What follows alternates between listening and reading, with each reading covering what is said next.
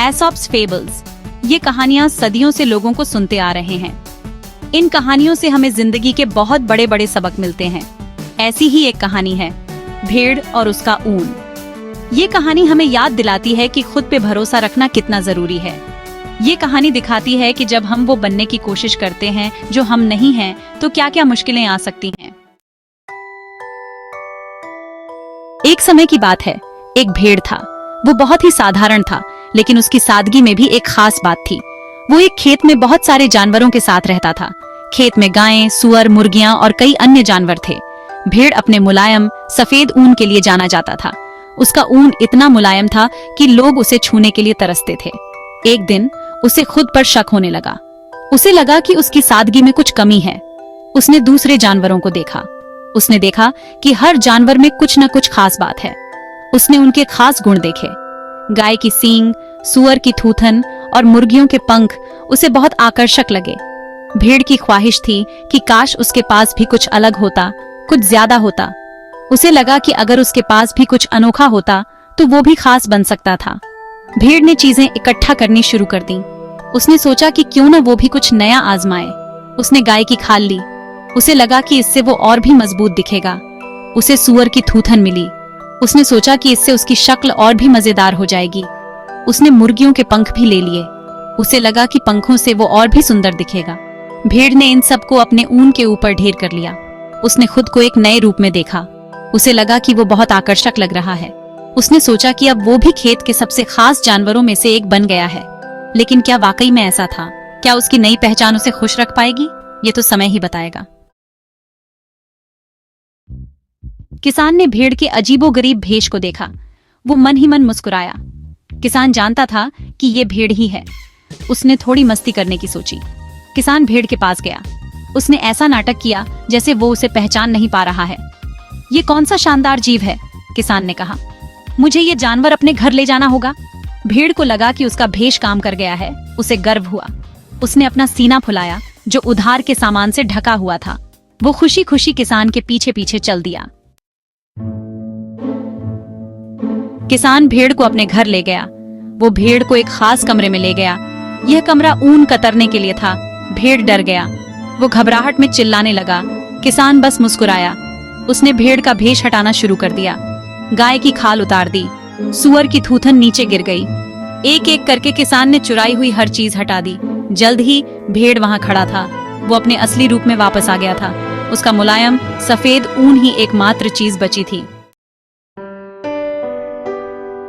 भेड़ शर्मिंदा महसूस कर रहा था। उसकी योजना विफल हो गई थी। उसे अपनी हरकतों की मूर्खता का एहसास हुआ। किसान उसके भेष को शुरू से ही पहचान गया था। भेड़ ने वो सब चीजें खो दी थीं जो उसने ली थीं। उसे शर्म के सिवा कुछ नहीं मिला था। किसान ने भेड़ से प्यार से बात की। उसने ईमानदारी का महत्व समझाया। उसने भेड़ से कहा कि असली सुंदरता अंदर से आती है। भेड़ ने ध्यान से सुना। वो अपनी गलती समझ गया। भेड़ ने उस दिन एक बहुमूल्य सबक सीखा। यह सबक उसके जीवन को बदलने वाला था। एक ऐसा सबक जो उसे हमेशा याद रहेगा। उसे एहसास हुआ कि किसी और के होने का नाटक करना बेकार है। उसने देखा कि हर जानवर की अपनी खासियत होती है और उसकी भी। उसका अपना ऊन, जो कभी उसकी असुरक्षा का कारण था, वास्तव में बहुत खास था। यह ऊन न केवल उसे ठंड से बचाता था, बल्कि उसकी पहचान भी था। यह मुलायम और गर्म था। जब किसान ने उसे प्यार से सहलाया तो उसे महसूस हुआ कि उसका ऊन कितना कीमती है। यह इस बात का हिस्सा था कि वो कौन था। उसकी पहचान, उसकी विशेषता, सब कुछ उसके ऊन में समाहित था। उस दिन से भेड़ ने अपने असली रूप को अपना लिया। उसने गर्व से अपने ऊन को दिखाया और आत्मविश्वास से भरी हुई चलने लगी। उसने अब दूसरे जानवरों से ईर्ष्या नहीं की। उसे समझ में आ गया था कि हर किसी की अपनी विशेषता होती है और उसकी भी। उसने अपने अनोखे गुणों की सराहना की। उसे अब अपने ऊन पर गर्व था और वह जानती थी कि यह उसे खास बनाता है। उसने महसूस किया कि अलग होना कोई बुरी बात नहीं है।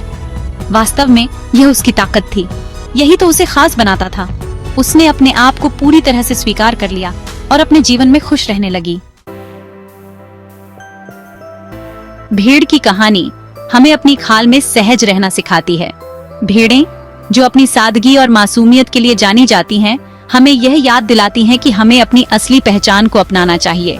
हमें वो बनने का नाटक करने की जरूरत नहीं है जो हम नहीं हैं। भेड़ें कभी भी खुद को किसी और जानवर की तरह दिखाने की कोशिश नहीं करती। वे अपनी प्राकृतिक अवस्था में ही खुश रहती हैं। हमारे मतभेद ही हमें दिलचस्प बनाते हैं। हर भेड़ का ऊन अलग होता है और यही विविधता उन्हें अनोखा बनाती है। इसी तरह हमारे व्यक्तित्व और अनुभव हमें विशेष बनाते हैं।